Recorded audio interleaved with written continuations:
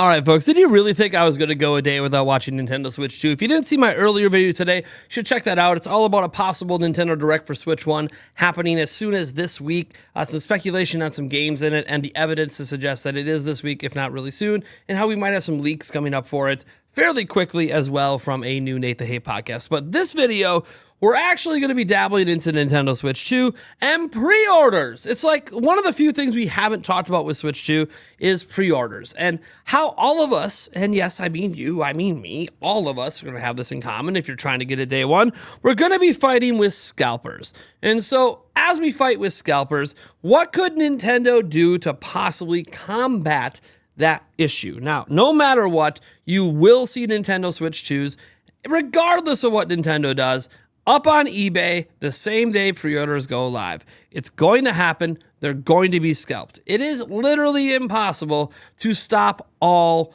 scalping. But the idea would be that we could maybe not have situations like happened with the 5090. Recently, the 5090, which has been labeled a paper launch, somebody bought one. There was like 4 units available at a Micro Center. Someone bought one and then took a picture of it in the parking lot of Micro Center, selling it while people were waiting in line to get a 5090 that there was no more of. Yeah, it's a problem. We don't want Switch 2 to be gobbled up by scalpers and all of us having to pay 2, 3, 4x the amount to get that system. I know no matter what, I will get my system, and if I have to buy it from a scalper, that's my problem. But I don't want anyone else to have to do that. I hate scalping, and my goal, I gotta get 5 of these suckers. My goal is to get all of them at MSRP. So this is a problem. And look, I can tell you the easiest solution is obviously to simply, hey, go follow people like friend of the channel, Jake Randall. He'll be doing live streams. He'll be helping all of us, myself included, get the pre-orders we want to get in for this system, the legit pre-orders, the ones that aren't about scalping. I mean, I'm giving away 2 Switch 2s. That's not scalping. That's just me being nice to you guys and trying to get your hands on Switch 2 as quick as possible. I got to get Eric a Switch 2. I got to get myself a Switch 2. Eric's goes to the pocket. My fiance needs one. She's using my original Switch, which is practically dead. So yeah, we are trying to get a bunch of them, but it's going to be very difficult. So what could Nintendo do to make this easier? Well, friend of the channel, Paul Gale Network, put out a suggestion, and he's got friends at Nintendo. I don't think the suggestion is based on his friends at Nintendo. I think this is just him saying, hey, if you care about what I have to say about this, this could be a very good idea. So he went ahead and put out a suggestion over on X, and then he sent me a very long text message explaining this in greater detail and addressing some of the concerns some people have about this methodology for pre-orders that could help cut down on scalping and help a lot of us legit Nintendo consumers get it day one. So look, we're going to dive into that in a moment. I'm just going to remind you, we're on the road to 150,000 subscribers. If you like staying as up to date on everything, and obviously even up to date on how to pre-order Switch 2, all you got to do is tune in right here. We might even put out a video at some point for advice before pre-orders go live on the best tips and all of that. We'll probably get Jake Randall. What I'll probably do is give him a call and make both of us on screen and just ask him pointed questions for the best tips and methods at various retailers to get your pre-orders in for Switch 2 before they ever even go live. Because again, I feel like that would be very useful for all of you guys and reach a different audience than Jake Randall's audience reaches. All right, let's go ahead and dive into all of this over here, beginning with this thread that he put up over on Twitter. And he says, here is my Nintendo Switch 2 pre-order pitch. On April 2nd, announce that beginning tomorrow, so give us, 24 hours notice, April 3rd, pre-orders for the console will go live and be available exclusively for Nintendo Switch Online members who have active memberships of at least 3 months for 24 hours. So it can't be like new active memberships. It has to be people who have at least been active on NSO or had an active NSO sub for 3 months. And it's only for a 24-hour period. So he's not suggesting that this is the only way you can get pre-orders in and that you have to be an NSO member. But for the first 24 hours, NSO members only who have been active for 3 months. Between April 4th and 10th, pre-orders will open up to all NSO members, okay? Public pre-orders will begin then on April 11th. So by public pre-orders, I think what he means is obviously anyone who's not an NSO member. So 3 months or under pre-order, and this will probably be through like Nintendo. It's gonna be, you can't control retailer pre-orders. So what he's basically saying is you can't pre-order from retailers until the 11th, but you can pre-order directly from Nintendo with NSO because like retailers aren't going to be able to confirm NSO memberships, right? So this would obviously be limited to pre-ordering through the Nintendo store. All right, and then the public pre-orders, which would be all the retailer pre-orders, begin on the 11th. So it'd be impossible for all pre-orders to sell out because it would just be the ones at the Nintendo store. All right, and then talk about a nice perk for 35 million NSO members out there. Nintendo could ship systems the way they did Alarmo, but there could be also an arrangement between them and retail outlet partners. Nintendo will provide you a unique code via email. Brick and mortar locations of your choice with certain proximities to secure your pre-order. Go to the store, present your code, proper identification, and the place to be a pickup spot a couple of months later. Yeah, so he is suggesting a way to get some retail involved in all of this. Nintendo benefits, the store benefits, and the consumer benefits. Now, Paul Gale-Lumberg, as I said, he sent me this very, very long text message explaining, because some people are a little critical of this idea, and so he goes over some additional details that would be put into consideration for this. So while I'm reading this really tall text message, so you don't have to sit here and just look at my face staring at my phone to read it, you know what, why don't we show you guys some of the craziness of the Switch 1 and people picking that up. So something like a 24-hour, 1-week period of time isn't too powerful to alienate the masses. It decreases the likelihood of the initial buyers scalping units because they are likely fans that actually want the product by a certain percentage. That 3-month of active membership kind of ensures you're someone who probably actually plays your Switch. It eliminates bots. It doesn't eliminate them entirely, but look, you're only given 24 hours notice, so you're not going to be a 3-month member after 24 hours. Anyways, these are the real culprit because the feeds into scalping multiple times over. A challenge for Nintendo to be the ones to ship out a few million units, no doubt, but the company has been capable of massive releases via mail in the past, dating back to the new and improved Wii Remote wrist straps, covers, and longer covers that made room for the Wii Remote's Wii Motion Plus add-on. It also provides an incentive for retailers to be partner locations for the NSO pre-order campaign.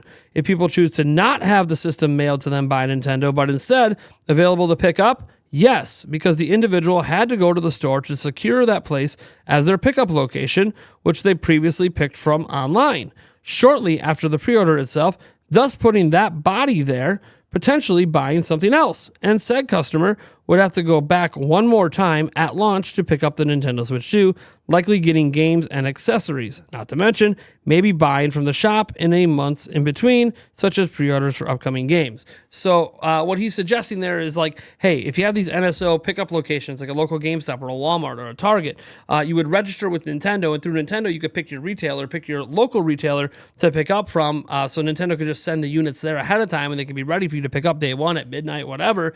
And then instead of pre-ordering directly from them, you'd pre-order from Nintendo, but that pre-order would then be pick a location, and then your money, even for that pre-order, can go via that location through a checkout process at that location potentially. Either way, then you wouldn't have to go in person necessarily until pickup day. Then you go in person and you get it, and you might buy extra stuff. So it kind of incentivizes, hey, if you like to do online orders, you can still pick local stores without going in person. Then you got to go in person to get it.